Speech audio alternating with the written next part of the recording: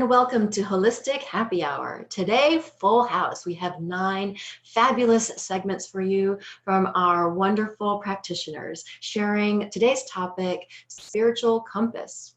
And I get to go first, Susan Coffey with Ancestral Healing Arts. I think those of us that are attracted to the topic of spiritual compass are light workers looking for our way home. Not to a home of pure oneness, but to a dynamic creative reality as multidimensional divine beings, divine humans. We are all finding our way to this balance of being in oneness and having an individual soul. And as we are looking for this balance, we can call in a spiritual compass. And a great spiritual compass is actually our humanness. What we think and feel, for our thoughts and our feelings show us where are we more pointed towards. Are we pointed towards oneness or duality? And moving towards our spirit self, our God self, it is good to know what we think and feel about God and where we came from. And a great compass to show us that, help us work through that, is how do we feel about our parents? For our parents were God to us. They were God to our baby self. And they were our first experience of love here on earth as a human. Now that's a deep subject and we only have 3 minutes. So what you need to know is this. In the family constellation work, they say that the one thing all parents have in common is giving life to their children. So the one thing we need to honor our parents for is giving us life. If we cannot honor and thank our parents for our life, if we are in judgment of them, or if we are in judgment of even one parent, we cannot experience life to the fullest because we are not honoring where our life came from. And we are blocking that channel. So there's a simple exercise that we can do from the family constellation work that can help us shift any entanglement we might have with our parents in this area. So if you would join me in this exercise by closing your eyes and taking in a deep breath and bringing your awareness into the center of your being, into your heart space. And imagine you are standing in front of your parents. And look to your father and say to him, Dad, I thank you for my life. And then look to your mother and say, Mom, I thank you for my life. How do these statements feel to you? Do they feel hollow to you? Do they feel like they have sentiment, that they are true? Is there truth to them? Your feelings to these statements are a compass to how fully you can experience life and God. What you are thinking and feeling now is good information. So ask your higher self to use this information to bring you closer to living as a dynamic, creative, divine being of love. Now take another deep breath and open your eyes. Now, when you can thank your parents, honor your parents for your life without any thoughts or feelings of judgment, then you are free to receive all that life has to offer. And you are free to feel gratitude towards God. We have Carrie. Thank you so much, Susan. That was like simple and really powerful. I appreciate that. So I'm Carrie Berkey. I'm the author of the Free Spirit Guidebook. And when I heard about today's topic, spiritual compass, my next thought, well, it was a compass. And then I thought of the directions, northeast, southwest. And then that led me to thinking about the elements. And then that led me to thinking about tarot, because I use tarot cards when I work and do sessions with people. They kind of help tap into intuition. So something that you can do to think about maybe the direction you'd like to be pointed is going to come from that elemental connection to the direction. So I just wanted to share here, like the deck I use is called the Medicine Woman deck. And this is from the Stones suit. And so this is associated with North and Earth. So you would think of some things that relates to that: food, feeling grounded, connected to the earth, and it's also associated with like work and resources. And then East is connected with the element of air. And so this card is called the Apprentice of Pipes. And so this has a lot to do, think of channels, breath, movement, and you can see here dancing. And then this is associated with the birds. Okay, then South is associated with the element of fire. And so a lot of times you'll think about passion, and you'll also think about kind of like goals and being focused. And then West is associated with water, and that is called bowls in this one. And that's also associated with love, devotion, and cleansing. So we'll kind of use those to tap into what you need. Like if you're feeling like you're really scattered and up in the air, maybe you have a little too much air connection and you want to feel more grounded. Or maybe you're feeling really fired up and angry, but it's not getting you anywhere and you feel like you need some water energy to cool down. So if we were in a session, I would notice kind of what types of cards come up, maybe even look at your astrological chart to see what elements play a role. But the thing here, and it kind of taps into what Susan said, is that you actually have the answers. So the way I just led us saying, I thought of compass, directions, and then the elements, and then the cards, that was just my intuition, just going next thing to the next thing. So you know what you need. So I just want you to take a moment, close your eyes, and just take a really deep inhale in, connecting to that air element, exhale it out. And so if you said, what do I need right now to yourself? And it was earth, air, fire, water. Just notice the word that comes up, or maybe it's a combo. And then that is where you can point your compass. You might even like to do a little research about what's associated with that, because I shared what's associated with the elements, but it might be a little bit different for you. And that is where you are going to find your most healing right now, by connecting with the direction and the element that your intuition just told you to connect with. So I hope one showed up for you. If it didn't, trust me, you're going to see something related to the elements in the next couple of days. It'll be like, oh, there it is. So I hope you enjoyed that. Next up, we have Paula. Thank you, Carrie. That was terrific. I'm Paula Shaw. I am the author of Saying the Right Thing When You Don't Know What to Say, and Grief, When Will This Pain Ever End? Also, Chakras, the Magnificent Seven, which I don't have a copy of with me today. But this topic of spiritual compass, just the first thing that popped into my head when the topic came are the words of someone that I want to share with you. The words are actually from a gentleman named Gambu, who is a Sherpa in the Himalayas. And this is what he says: when we let our minds wander into yesterday's regrets and tomorrow's fears, and we succumb to the bad habit of living from the neck up, our heads full of fantasy, we go a little crazy. We lose our center of gravity, we flounder, we flail, we fall. And Gambu knows, because he's up in the Himalayas where it's quite dangerous to be walking around. He says the answer is, imagine going out of your mind and returning to your body. Breathe deeply into your abdomen. Imagine your heart full and strong and low like a medicine ball at the center of your being. You will discover a new and remarkable sense of balance, confidence. When we practice this kind of deepening in daily life, returning to our gut and heart, our equilibrium and equanimity become unshakable, even in the trickiest territory.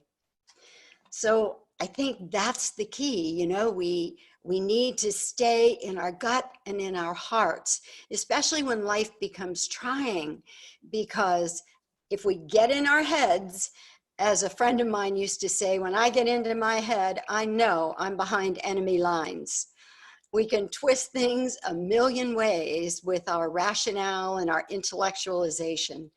So when life gets tricky, stay in your heart, and stay in your gut. That's your spiritual compass. All right, and next up, Stacy. Thank you, Paula. Hi, everybody. Stacey Westbrook from the Weed Shaman Collective, and I really am enjoying this topic today and what everyone has shared. Susan's so profound for me today. Thank you so much. Some scholars suggest that there is current data that shows that people all over the world have used cannabis for at least 12,000 years. And a lot of that is based on spiritual ceremony. And there's even some evidence in China where people went to temple and that is what they burned as their incense. It's much stronger today than it was back then, but the whole idea was that everyone was sort of sharing this plant medicine together. And to me, spiritual compass gives us an opportunity to readjust our container. A lot of times we're talking about being triggered. A lot of times we're talking about deepening a certain practice that we already have. I was talking to my roommate about this, and we utilize this in the way of, if you're not feeling great, you can utilize cannabis. If you're feeling really great and you just want to like dial it in, it's another great time to utilize cannabis. You can clarify or amplify depending on how you choose to consume, where you choose to consume, and in what manner. And a lot of times for us, it's just getting back to source. It's very grounding, sitting down, using it as a ceremony, lighting your incense, setting the intention. It works. And as soon as we were told that this was going to be our focus, I did it. And I encouraged a lot of other people that I know that are conscious consumers to do it as well. So if you're watching this and you live in a legal state and you can consume, take this opportunity, you know, watch this maybe again a second time. And if that is something you're comfortable with, get right with cannabis and sit and re-listen to the meditations and everything that everyone's talking about. I guarantee you, you will see it in a different way. So stay curious, stay conscious, and enjoy consumption. I absolutely love this subject of spiritual compass. I like to think of my spiritual compass as my inner co-pilot, my inner best friend. And for me, it's always about how I feel. So I'm constantly checking in with myself and teaching others to do the same thing. Doing the daily check-in, and I do it all the time, all day long. How are you feeling, sis? What's going on? What do you need? And it really just takes a few minutes of getting quiet. And there's two ways of being. Usually we are either doing well, we're high vibrationally aligned with whatever it is that we're seeking or wanting, or we're in total contrast and we are feeling negative emotion. So I like to think of my spiritual compass as my co-pilot when I'm feeling great. Imagine yourself being in an airplane and you're up above everything. You see the bigger picture. You're feeling good already about what's going on. And you say, I want to go over there. Your inner co-pilot knows how to take you the very best route with the most beautiful scenery. It will take you around the best places and you will be in awe of the treasures that show up. But what happens when we're not entrusting, or that we feel like we've been dropped into the middle of the wilderness and there's wolves out here? It can get scary. Life can get really full of fear and we get in a frenzy and we feel like our co-pilot, we can't find our co-pilot, and we look in our pocket, we can't find that GPS system. So we have to get quiet. We have to check in. And that's when we check into that inner best friend that is always with us. So some call it intuition, some call it source, some call it God, spirit, whatever it is. Just checking into that and checking into not only how I feel, but what would be the best next move? What would take me from where I'm at to where I want to go? How do I want to feel? And then getting into that trusting mode that you're going to get guided the exact same way as though you were in the plane, even in the scary wilderness, that every answer is going to show up. So it's just a matter of getting yourself quiet, slowing down, and saying a few affirmations such as, I trust the process. I trust where I'm going. Everything is working out for me. I love Abraham Hicks and the rampages of appreciation that Esther teaches, just getting yourself into a general place of everything is working out for me, and then going in the flow of that. So that's all I have for today. I hope that helps. And next up we have Kimberly. Hi there, Amanda. Hi, everyone. That was perfect, Amanda. Perfectly aligned with what I have to share today. And the big news to talk about astrologically is the second new moon in Cancer, which is so rare to have 2 in a row in the same year, new moons. Well, it happens every 4 years because of the leap year, but so it's been a long time since we've had 2 new moons in Cancer. And this is happening on the 20th, is this new moon. It's at a very late degree, 28 degrees Cancer, so it's the end of the sign. Again, this is just activating all those same energies that we've been experiencing all year with our friends Saturn, Jupiter, and Pluto that are over in Capricorn. Ultimately, this is the time of the Great Awakening. This is on every energy level. Everyone and everything is vulnerable to these energies right now. Surrender to them. Surrender. Let it go. The intention of this Great Awakening is to expose everything that is hidden. This is how we bring it to the light. The challenge is how to transform negative situations, which create negative emotions, into something positive. The big question becomes, what did your soul come here to do? Okay, when we're talking about a spiritual compass, for me, astrologically, that's your soul. That's realigning with your soul. What did your soul come here to do? And how must it express itself?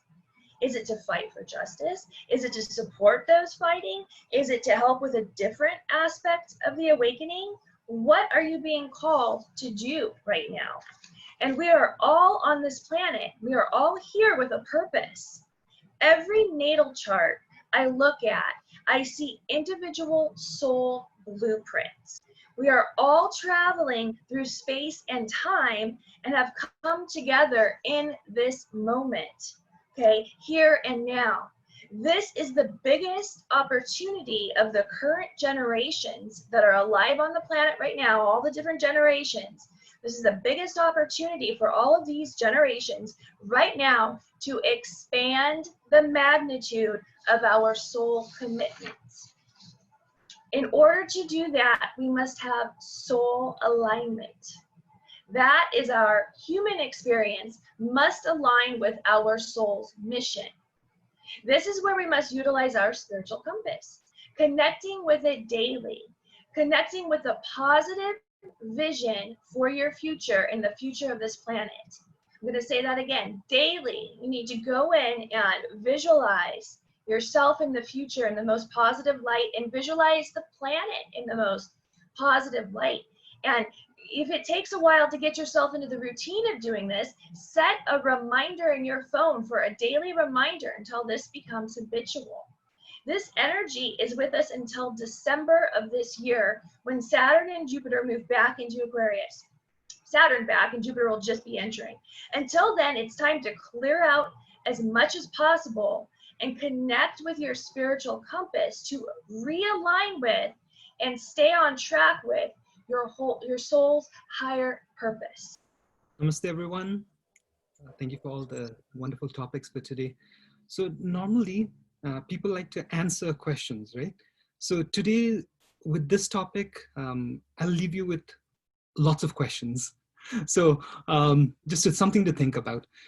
It's so much easier to follow someone, to walk the path that somebody has already set forward you, before you. But to find a path on our own, it is quite difficult.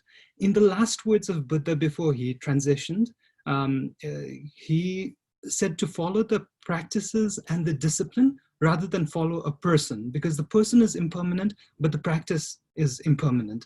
So with that, I'll start my topic. In the Eastern tradition, we believe in reincarnation. Buddha, the enlightened one, is believed to have taken hundreds of births before achieving nirvana or enlightenment.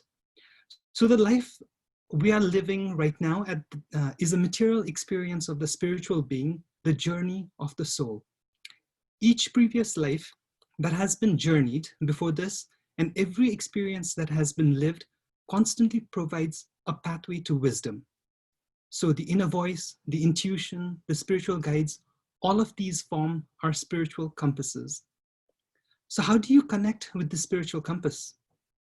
First of all, it's important to stop the constant mental clutter. So let's begin this through a meditation. So please begin to close your eyes and just find yourself in the moment. And just take this few moments to observe what's going on through your mind.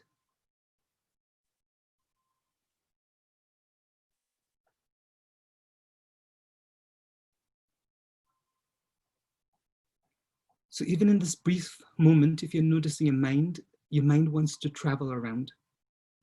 Take a full cycle of your breath, slowly and consciously. As you exhale, focus on one question that comes to your mind. Who am I?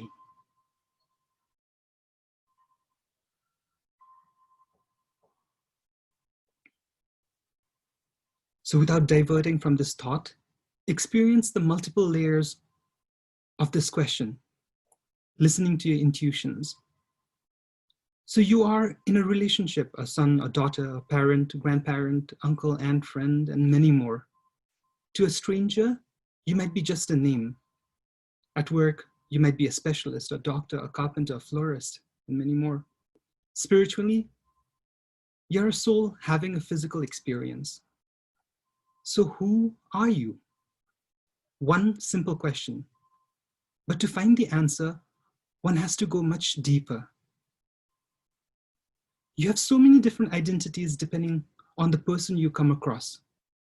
That identity is confined to that person. But the answer you seek for who are you to yourself can only be revealed by you. So allow your spiritual compass to be your guide as you navigate through your life's deepest questions. And as you take in one long, deep breath,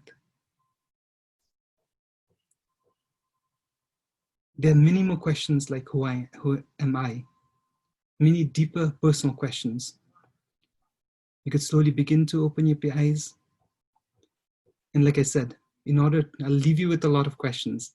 Go within, find your own path, and allow your spiritual compasses, the guides, to help you receive your answer and not an opinion. Thank you. Namaste. Thank you, Deep. Fabulous. There is a link to the website of all the different practitioners you saw here today on our website at holistichappyhour.org. So please check it out. Namaste.